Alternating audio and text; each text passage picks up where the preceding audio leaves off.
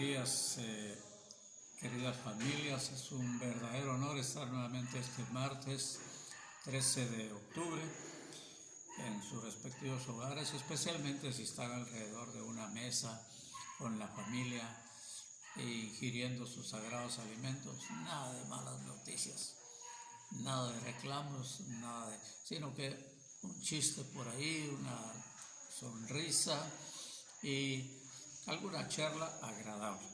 Miren, ayer fue el día 12 de octubre. En 1492 vino Cristóbal Colón, por eso le dicen también Día de Cristóbal Colón, fue ayer. Le llaman también Día de la Raza porque ellos descubrieron nuevos grupos étnicos. También más tarde le cambiaron y se celebra el Día de la Hispanidad porque España logró ese gran éxito al descubrir nuevas tierras. Ellos iban para la India y logró nada menos que el descubrimiento de América. En honor a Colón, recuerden que hay un país que se llama Colombia. Hay ciudades, por ejemplo, Columbus, en la capital del estado de Ohio, en honor a él. Y bueno, hay muchas cosas que se han puesto de nombre en honor a Cristóbal Colón. Aquí he recibido unas frases muy interesantes, muy bonitas, que dice así: 12 de octubre, Día de la Raza. En 1492, fíjense bien, los nativos descubrieron que vivían en América. Ellos no sabían que se llamaba América acá, que estaban desnudos. Ellos andaban desnudos y era lo normal. No sabían que era normal, que había que vestirse, que existía el pecado.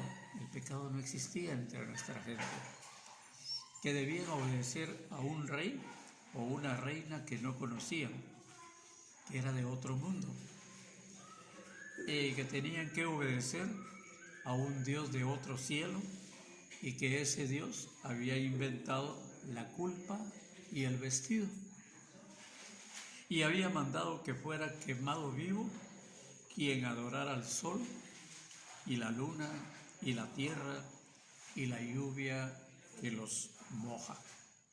Todo eso, ellos adoraban todo eso porque esa era la vida de ellos. Y les trajeron cosas nuevas totalmente para ellos.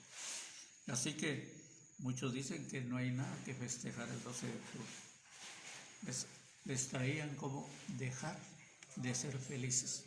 La gente era feliz como antes de que vinieran, parece, los españoles.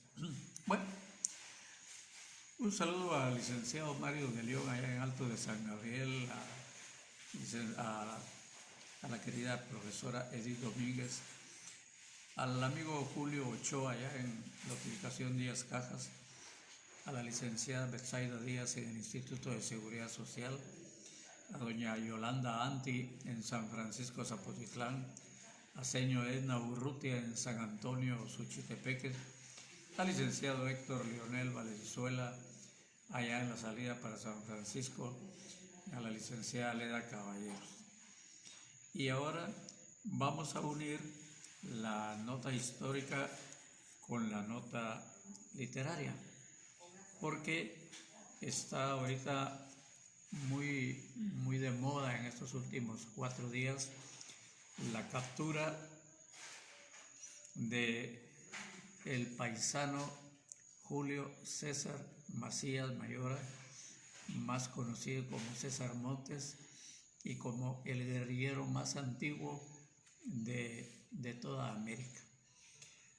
Fíjense, queridos compañeros, que para entender un poquito la historia de este personaje mazateco, ponemos como escenario que después de la Primera Guerra Mundial en 1944 quedaron 2 grandes potencias vencedoras de la Guerra Mundial, que fueron Rusia y los Estados Unidos. Entonces, después de eso, se empezaron ellos a pelear el mundo, el mercado, por supuesto, ¿verdad? Eso era lo que interesaba mucho, el dominio ¿verdad? Así como España había venido a América y a dominar América, ¿para qué? Por sus riquezas, por el comercio, por todo. Entonces la Unión Soviética y los Estados Unidos se estaban repartiendo el mundo y quería cada uno pues dominarlo completamente. Aparecieron las ideas socialistas en Rusia, óigase bien, socialistas, que el socialismo es un grado para llegar al comunismo. Quiero decir con esto que país comunista no ha existido nunca en el mundo porque, según Marx y Engels, los creadores de la teoría del comunismo, había que pasar unos 200 años por el socialismo. Entonces, no existe, pues, no ha habido ni siquiera una mentalidad totalmente comunista, porque se confunde mucho. Porque si llegamos a eso, los primeros apóstoles de Jesucristo eran comunistas según esa ideología, pues. Así que estaba esa ideología peleando contra el capitalismo, que era la ideología de los Estados Unidos. Y por supuesto a ambos bandos les interesaba dos cosas. Uno, penetrar con su ideología a todos los países del mundo. Y la otra cosa que les interesaba era adueñarse del mercado mundial. En ese sentido, pues, se daba la pugna entre esas dos grandes potencias. Más tardecito, Rusia se llamó la Unión Soviética porque se juntaron 14 países, igual que los Estados Unidos de América, igual que la Unión Europea, igual que la Unión Centroamericana, también Unión de Países Socialistas Soviéticos. Entonces se formó la Unión Soviética. Bien, ahí estaba el panorama cuando nuestro personaje, César Montes o Julio César Macías Mayora Mazateco, nacido por supuesto aquí en Mazatenango, la familia de él vino a ubicarse a Mazatenango. Don Humberto Macías vivía en una pensión que está frente a donde hoy está Electra. Frente a Electra hay ahora una cooperativa de la Unión Popular, creo, y ahí estaba la pensión llamada Pensión Central. Esta familia está compuesta pues por los dos señores, doña Chusita y don Humberto Macías, y tuvieron 6 hijos, 4 hombres y 2 mujeres. Jorge Víctor era uno, Carlos Humberto era el otro, Francisco José era el otro y Julio César, el más chiquito, el más pequeñito, blanquito, menudito, frágil, se miraba en esa época. Y las 2 mujeres, Elena y Edna, por cierto, Edna era muy bonita. Los mormones estaban llegando a Guatemala, estamos hablando de los años 50 y pico. Y Edna se fue para los Estados Unidos siendo mormona, allá al estado de Utah. Ese es el panorama familiar de ellos. Y en la pensión central vivían muchos pensionistas y algunos maestros estaban de pensionistas ahí en esa pensión central. Julio César Macías o César Montes estudió su escuela primaria ahí en el Colegio La Ilustración y luego se acababa de fundar el Instituto Rafael Andívar y fue a estudiar ahí magisterio, los dos, Francisco y Julio César. Los otros estaban ya un poco más grandes. Julio César se graduó de maestro de educación primaria. Más tarde recibió estudios de ciencia política y sacó una maestría.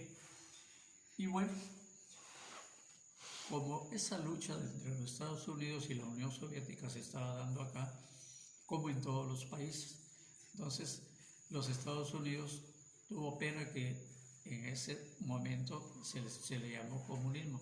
Las ideas comunistas habían entrado, según ellos, con Juan José Arévalo y con el nuevo presidente Jacobo Arbenz Guzmán. Luego que cayó Jacobo Arbenz Guzmán, pues los Estados Unidos crearon el Movimiento de Liberación Nacional.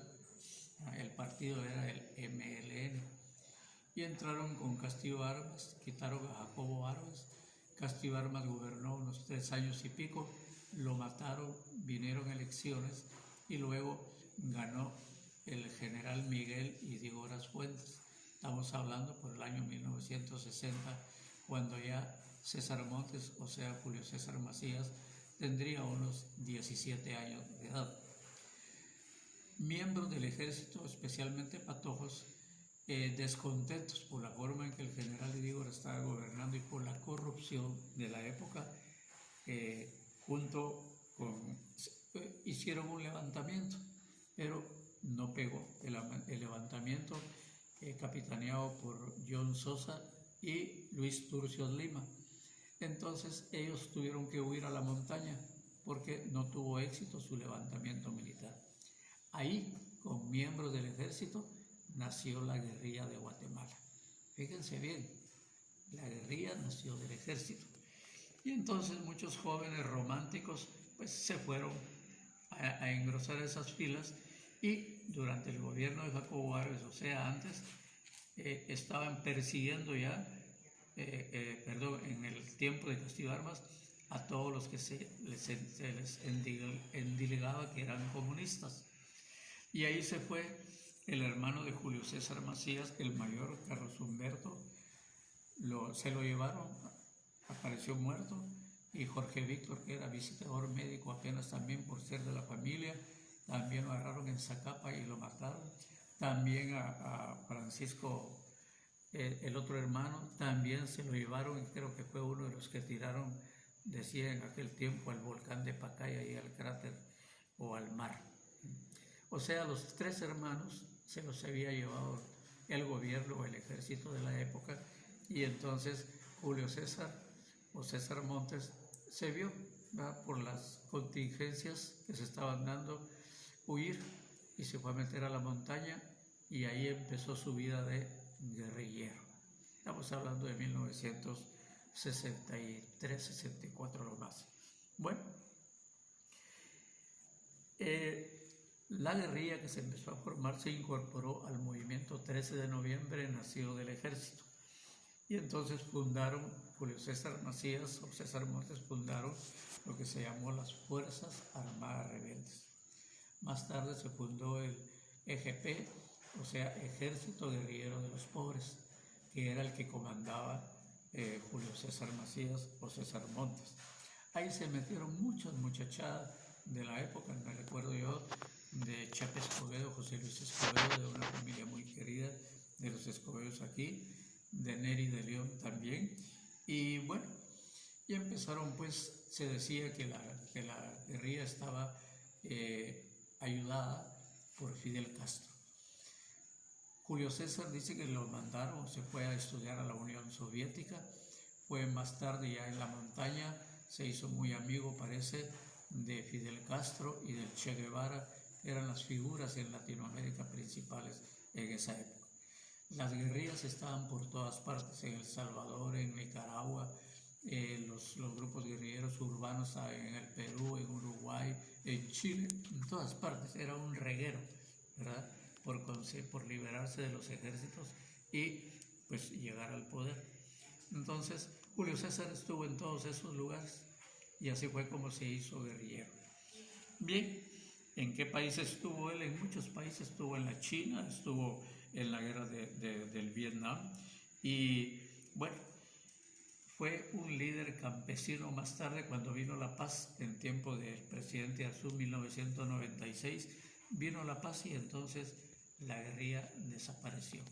Hace 24 años, pues, ya no hay guerrilleros. Hay ex guerrilleros y uno de ellos era César Montes. Estuvo aquí ya pues como un ciudadano común y corriente, hizo una fundación, creo que se llama Fundación César Montes, y estuvo liderando siempre a grupos campesinos, velando por su bienestar. De manera pues que, guste o no guste, oígase bien, ¿verdad?, por las ideologías que hay a las personas, César Montes es un mazateco distinguido. La gente se distingue por cosas buenas y por cosas malas, ¿verdad?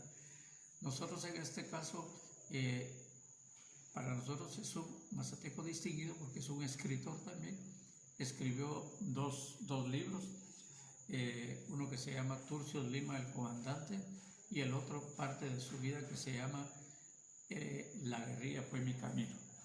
Y tuvo mucha difusión, mucha gente leyó ese libro, por cierto, pues muy interesante porque le muestra una parte de la historia guatemalteca a uno y uno aprende bastante con eso. Así que esa es la figura de César Montes, que siempre ha estado rondando, viene mucho a Mazatenango, es muy querido por algunos amigos. Se casó y parece que la primera esposa, adelante de aquí de la colonia San Andrés, en un encuentro con el ejército, ahí fue muerta. Ahí pueden pasar algún día viendo, hay una pequeña plaqueta en donde está como testimonio la historia de la muerte de ella y de otros guerrilleros más ahí, guerrilleros urbanos y de la selva, pues hubo muchos mazatecos ahí metidos y de todo el mundo, por sobre todo Guatemala. Esa es la historia de César Montes. Ahorita ha dado mucha noticia, ha provocado mucha noticia porque ha sido apresado el viernes, creo, lo apresaron y creo que tiene que ir a dar su primera declaración, o ya la dio, a los juzgados. Esa es la historia. Nosotros estamos viendo la parte política e histórica, social y especialmente la parte literaria como escritor que es. Ya ustedes verán el desenvolvimiento, pero es bueno saber de nuestras figuras nacidas aquí en Mazatenango, el personaje de Suchitepecas. Bueno, nos despedimos con esta historia y tengo aquí 4 preguntas, pero ya no me dio tiempo para contestarlas. Vale la pena que sigamos el historial de este mazateco. La palabra distinguido, oiga bien, uno se puede distinguir por algo bueno o por algo malo. Distinguido quiere decir diferente, que sale sobre los demás. Es muy importante eso.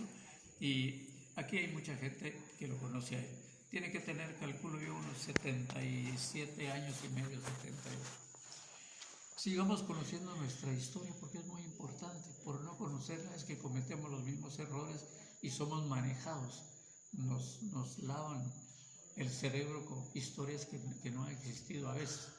Así que estudiemos la historia de Mazatenango, cada uno la historia de su pueblo y del departamento de Suchitepecas. Y para ser felices, una buena noticia también es que les dije la vez pasada que el escritor Giovanni Cocholcá ganó el primer lugar en literatura en México en un concurso a nivel latinoamericano.